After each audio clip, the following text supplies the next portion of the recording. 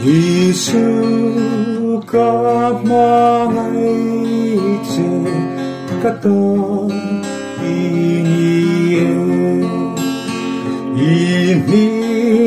vangin ka suazong ka kausane Datang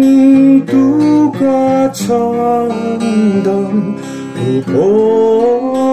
ini Mana ain tuna Kamai sokje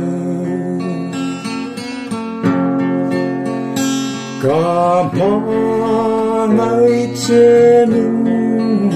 Kongai tu ini Suangai dam namin pe kosa kendein Hinlu kum vang Kamangai ace Mana aim tuna kamai sokje kadang lai chumin kamai fovangche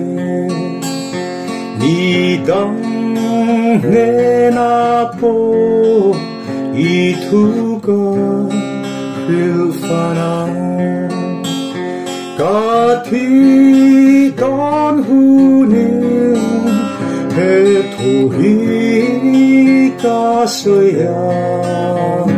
Mana ain tuna Kamay sokje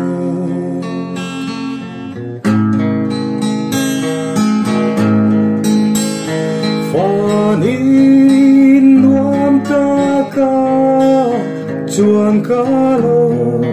king huri Rau pui na le long na emo Kaka chuan